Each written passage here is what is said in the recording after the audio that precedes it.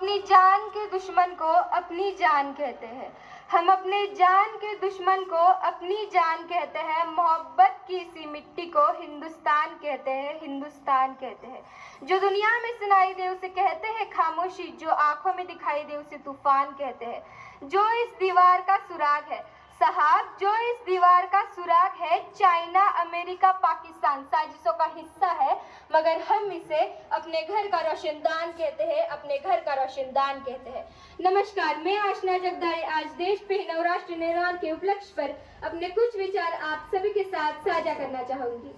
आजादी, आजादी का असली मतलब वही समझ सकता है जिसने कभी गुलामी की हो।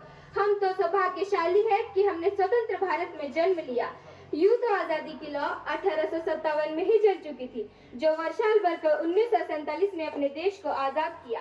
प्राचीन, मध्यकालीन और वर्तमान के भारत के उदाहरणों से स्पष्ट करना चाहूंगी कि जब तिरंगियों के फेरों में फंस गए थे, तब रंग दे बसंती शोला की एक आवाज पर टोलों के टोले उमड़ाते थे और उनके वंदे मातरम की नारों से खून में आने वाला 5-5 डिग्री का तूफान अंग्रेजी शासकों के जोड़ों में तूफान ला देता था। लोग मर जाते थे, मिट जाते थे, फांसी चढ़ जाते थे, तो वो भी अपनी देशभक्ति साबित कर रहे होते थे, क्योंकि उस दौर की देशभक्ति की कसौटी थी। उसके बाद 62, 65 और 71 की युद्धों में अपना सुहाग गंवा देने वाली औरत, जब घर के हालात ये हो जाया करते थे कि प्यार भी भरपूर गया, मांग का सिंदूर गया, नन्हे नौली बच्चों की लंगोटियां चली गई, छोटी छोटी बेटियों की चोटियां चली गई, बाप की कमाई गई, भाई की पढ़ाई गई। ऐसा एक विस्फोट हुआ, पता ही नहीं चला कि पूरे जिस्म की कहीं बोटियां चली गई।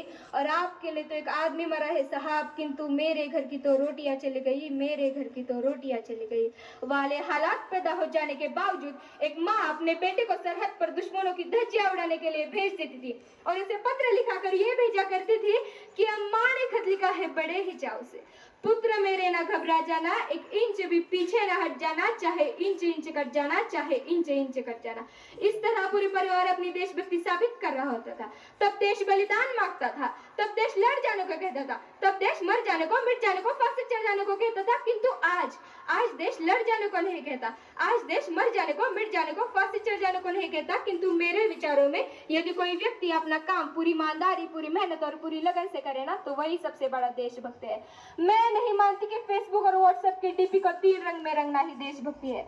अगर आप कहेंगे कि साल में 2 बार हाथ तिरंगा ले लेना देशभक्ति है, तो मैं पूछना चाहूंगी, फुटपाथ पे रहने वाला वो बच्चा ट्रैफिक की छाव में नंगे पांव में जब तिरंगा बेच रहा होता है, तब क्या आप उसे उसकी देशभक्ति कहेंगे? ये उसकी देशभक्ति नहीं, उसके पेट की भूख की शक्ति है जो उसे ऐसा करने को मजबूर करती है।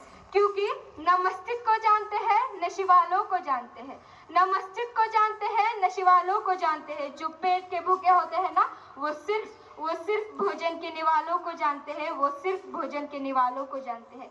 अपने परिवार, अपने समाज, अपने देश के लिए समर्पण का भार ही ये देशभक्ति, और हर देशद्रोही के जीवन में आने वाला तूफान है हमारी सच्ची देशभक्ति, ताकि हर देशद्रोही को ये समझ सके कि अगर तू परिंदा है तो ये आसमान तेरा है, अगर तू दलिंदा है तो ये शमशान तेरा है। भाईचारे से रहना है तो रहे, वरना ये कब्र भी तेरी है और ये कब्रिस्तान भी तेरा है और ये कब्रिस्तान भी तेरा है।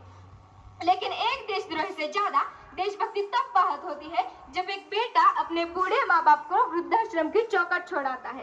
करा उठती है जब वो देशभक्ति, जब मुसीबत में फंसे लोगों की जान जाने से ज्यादा हम सेल्फी लेकर अपने लाइक बढ़ाने में लगे रहते हैं। आज के इस दौर पर वो युवा जिनके ऊपर जिम्मेदारी थी अपने देश, अपने समाज, अपने राष्ट्र की आशाओं को बांधे रखने की, वही युवा अब 4x4 इंच की छोटी स्क्रीन पर अपने कोमल उंगलियों के घर्षण मात्र अपने भावनाओं की इमोजी भेज रहा है। 4 बोतल वोट का, काम मेरा रोज का, अरे भारत का भविष्य तबाह कर रखा है। हम ना एक ऐसे समाज में जीते आ रहे हैं जहां लड़कों से बात करता देख जो भाई हड़काता है, जहां लड़कों से बात करता देख जो भाई हड़काता है, वही भाई अपने गर्लफ्रेंड के किस्से घर में हंस हंस कर सुनाता है। और मैं बता दूं, महिला सुरक्षा के बारे में हम आज भी 4थे नंबर पर आते हैं।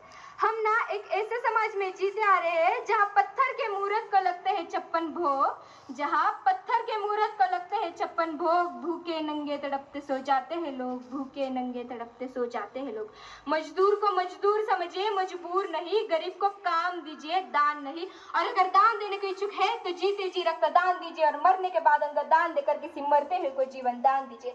यही सच्ची देशभक्ति और यही सच्चा राष्ट्र प्रेम है। न सरकार मेरी है, न रब मेरा है, ना ये बड़ा सा नाम मेरा है। बस इतनी सी बात पे गुरूर है मुझे कि मैं भारत की हूँ और ये भारत मेरा है और ये भारत मेरा है। परंतु एक वैचारिक बीमारी हमारे समाज में मुझे नजर आती है। कहा जाता है हम सबसे बड़े लोकतंत्र है जहां हिंदू पैदा होते हैं, मुसलमान, सिख और ईसाई भी पैदा होते हैं, पर बदकिस्मती है इंसान पैदा नहीं होते। और मेरे विचारों में ना ही हिंदू की जरूरत है ना ही मुसलमान की जरूरत है। राष्ट्र निर्माण के लिए केवल एक अच्छे इंसान की जरूरत है, केवल एक अच्छे इंसान की जरूरत है। जरा सोच कर देखिए, ये पेड़ पौधे और शाखाएं भी परेशान हो जाए जब परिंदे भी हिंदू और मुसलमान हो जाए। एक शैक्षणिक बीमारी हमारे समाज में मुझे नजर आती है, और बड़े ही आश्चर्य की बात है, जिस देश ने पूरी दुनिया को तक्षशिला और नालंदा देकर विश्वविद्यालय की बुनियाद रखी, आज वही विश्व की 100 सर्वश्रेष्ठ विश्वविद्यालय में हमारा एक भी विश्वविद्यालय खड़ा नहीं हो पाता। और मैं बता दूं, इस शैक्षणिक बीमारी का केवल एक कारण है, वो है कि हमारे देश की शिक्षा नीति केवल 2 लोगों के लिए बनाई जाती है। पहले वो जो विद्वान है और दूसरे वो जो धनवान है। इस तरह की कई गजब की बीमारियां हैं, और इन बीमारी की जो जड़ है ना, वो है हमारा अंधविश्वास। और मेरे विचारों में जब तक इस देश का युवा अपनी सफलता के लिए मंदिर में जा जाकर नारियल फोड़ फोड़ कर भगवान को रिश्वत लगाता रहेगा, बिल्ली के रास्ता काटने से खड़े हो जाना, अपने धर्म अपनी जाति को ऊंचा मानकर दूसरों के धर्म की अवहेलना करता रहेगा, तब तक ना तो इस देश से अंधविश्वास खत्म होगा, ना ही हमारा राष्ट्र निर्माण संभव होगा।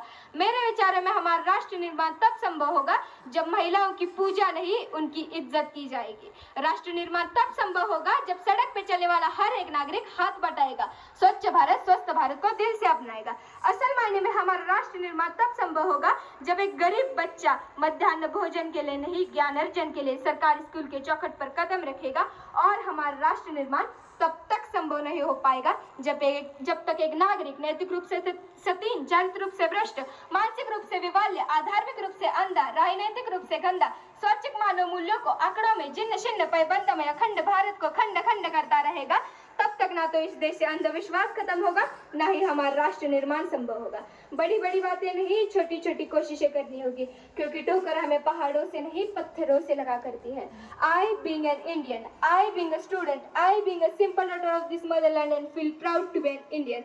और मैं सल्यूट करना चाहूंगी सरहद पर दिन रात खड़े हमारी रक्षा के लिए हर उस जवान को, इस देश की पुलिस, प्रशासन और किसान को, और इस देश के हर उस व्यक्ति को जो अपना काम पूरी ईमानदारी, पूरी मेहनत और पूरी लगन से करता है, जिनके बिना राष्ट्र निर्माण की कल्पना करना भी असंभव सा होता है। और इस मंच पर मैं भारत की बेटी पूरी जिम्मेदारी से ये कहती हूँ कि हमारा राष्ट्र निर्माण तब संभव होगा जब मैं, आप, हम सब मिलकर प्रयास करेंगे।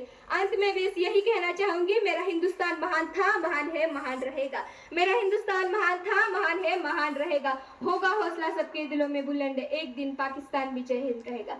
पाकिस्तान ही क्यों, सारा जहान जय हिंद कहेगा, क्योंकि सारे जहां से अच्छा हिंदोस्तान हमारा। हम बुलबुले हैं इसकी, ये गुलिस्तान हमारा, ये गुलिस्तान हमारा। थैंक यू, जय हिंद।